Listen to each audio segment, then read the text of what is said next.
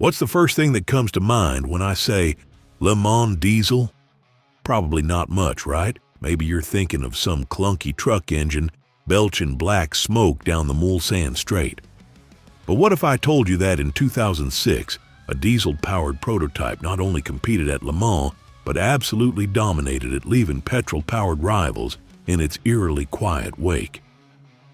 The Audi R10 TDI have always fascinated me, and I'm not entirely sure why, to be honest. Maybe because it represents one of those rare moments in motorsport where someone looked at a century-old tradition and said, yeah, we're going to completely flip this on its head. Maybe because it's the story of how German engineers took the most unlikely engine type for racing and turned it into an unstoppable force. Or maybe because it fundamentally changed how we think about performance and efficiency in racing. You see, before 2006, Le Mans was petrol's domain. Always had been since 1923 when the first 24-hour race kicked off. Sure, there'd been experiments with different fuels and engine configurations over the decades, but diesel, that was for tractors and trucks, and your uncle's old Mercedes that rattled like a tin can full of marbles. The very idea of a diesel prototype competing, let alone winning at Le Mans, would have gotten you laughed out of any paddock conversation. But here's where things get interesting. Audi had already been dominating Le Mans with their R8. Not the road car, the prototype race car. That came first, beautiful machine, really, with its 3.6-liter V8 cranking out around 600 horsepower. They'd won Le Mans 5 times between 2000 and 2005, absolutely crushing the competition with a combination of reliability, speed, and that German attention to detail that borders on obsession. So why mess with success? Well, turns out the ASO, the Automobile Club de l'Ouest, who run Le Mans, had been tweaking the rules. They wanted to encourage manufacturers to develop more efficient technologies that might actually trickle down to road cars. And in 2006, they opened the door for diesel prototypes to compete with some pretty attractive regulations. Diesel cars could run larger engines up to 5.5 liters compared to 4 liters for petrol, and they could use twin turbos. Now, Audi's engineers looked at these rules, and I suspect they saw an opportunity that others missed, while everyone else was still thinking diesels are slow and heavy and completely unsuitable for racing. The folks at Ingolstadt were already deep into developing TDI technology for their road cars. They'd been pushing diesel performance for years, and here was a chance to prove diesel could be fast, really fast. The engine they came up with was nothing short of remarkable, a 5.5-liter V12 twin-turbo diesel. Yes, you heard that right. V12 diesel for racing, displacing exactly 5,490 cubic centimeters. This beast produced around 650 horsepower, which, okay, doesn't sound that impressive compared to some petrol engines. But here's the kicker. It made over 810 pound-feet of torque. That's 1,100 Newton meters for our metric friends, to put that in perspective. That's about as much torque as a modern semi-truck.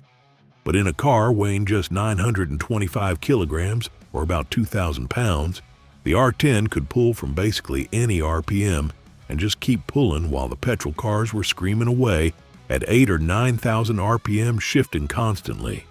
The Audi drivers could short-shift, use fewer gears, and still accelerate just as hard. But developing this engine wasn't simple. Diesel combustion is fundamentally different from petrol. You've got much higher compression ratios. We're talking about 20-to-1 compared to maybe 12-to-1 in a petrol engine. That means massive forces inside the engine, requiring beefier components, which means more weight diesel fuel. Also burns differently. It's more of a controlled explosion than the quick burn of petrol, which traditionally made high RPM operation difficult. Audi's solution was ingenious and typically German. In its thoroughness, they used an aluminum block, unusual for a diesel at the time, to save weight. The common rail injection system operated at mind-bending pressures over 26,000 psi, allowing incredibly precise fuel metering. They even developed special piezoelectric injectors that could fire multiple times per combustion cycle, smoothing out the traditionally rough diesel power delivery. Now, for the life of me in my research, I was not able to discover exactly how many late nights and coffee-fueled engineering meetings it took to make this thing work. But I can imagine the challenges they faced. Diesel engines vibrate more than petrol engines. That's just physics. So they had to figure out how to keep this massive V12 from shaking itself and the car apart. At racing speeds, they needed to cool all that compressed air from the twin turbos without adding too much weight or drag. And perhaps most challenging, they had to make it last 24 hours. A flat-out racing testing began in earnest in late 2005 and early 2006. Sebring, that brutal, bumpy former airport circuit in Florida, became their proving ground. And this is where the R10 started showing its potential. The car was fast, properly fast. But more importantly, it was consistent lap after lap. Hour after hour, the diesel just kept churning out that massive torque without the high stress of screaming along at 9,000 RPM like the petrol cars when June 2006 rolled around and the R10s rolled into Le Mans. The paddock reaction was, shall we say, mixed. Some teams, particularly the French manufacturers who'd been competing with petrol prototypes, were openly dismissive. A diesel winning Le Mans impossible. They said it'll be too slow on the straights, too heavy in the corners, too unreliable over distance. Audi brought 3 R10s to Le Mans that year, and the driver lineup was stellar. Tom Christensen, the Danish maestro who'd already won Le Mans 7 times, was in the number 7 car alongside Rinaldo Capello and Alan McNish. Frank Biella, Emanuele Pirro, and Marco Werner filled out the other 2 cars. These weren't just any drivers. These were guys who understood endurance racing, who could feel the difference between pushing hard and pushing too hard. When the race started at 4 p.m. on June 17th, something strange happened, or rather, something strange didn't happen. The Audis weren't slow. In fact, they were setting competitive lap times right from the start, but what really threw everyone was how quiet they were compared to the screaming petrol prototypes. The R10s made this deep guttural rumble almost like a muted thunderstorm. Spectators who'd been coming to Le Mans for decades were genuinely confused. Some thought the cars were broken, but they weren't broken. They were just different, and that difference started paying dividends as night fell. See, one of diesel's inherent advantages is fuel efficiency. The R10 could run significantly longer stints than the petrol cars. We're talking about 13 or 14 laps per stint compared to 10 or 11 for their rivals. That meant fewer pit stops, and in endurance racing, pit stops are where you lose time no matter how good your crew is. The number 7 car, driven by Christensen, Capello, and McNish, began pulling away, not dramatically, but steadily. Like watching the tide come in each stint. They'd gain a few seconds each fuel stop. They'd gain position. The petrol cars would scream past on the Mulsanne, straight hitting higher top speeds, but the Audis would just hook up that torque coming out of the corners and reel them back in. By Sunday morning, it was clear that barring mechanical failure, an Audi would win Le Mans with a diesel engine. The number 8 car had hit trouble during the night, but the 7 and 9 cars were running first and second. The French fans were not happy. You could feel it in the grandstands. This was their race, their tradition, and here come the Germans with their oil-burning tractors to ruin everything. Except they weren't ruining anything. They were evolving it when the checkered flag fell. At 4 p.m. on June 18th, the number 7 Audi R10 TDI had completed 380 laps, covering over 3,200 miles. They'd won by 4 laps, 4 entire laps over the second-place Pescarolo Courage, which was still running a traditional petrol engine. The numbers were staggering, not just the winning margin, but the efficiency. The R10 had used approximately 30% less fuel than a comparable petrol car would have. That's not a small difference. That's a fundamental reimagining of what racing could be. And here's where it gets really interesting. The ACO and the FIA, who sanctioned the race, immediately started getting inquiries from other manufacturers about diesel programs.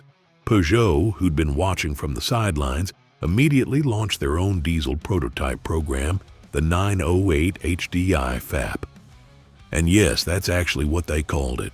The FAP stood for filtre, particules, which is French for particulate filter.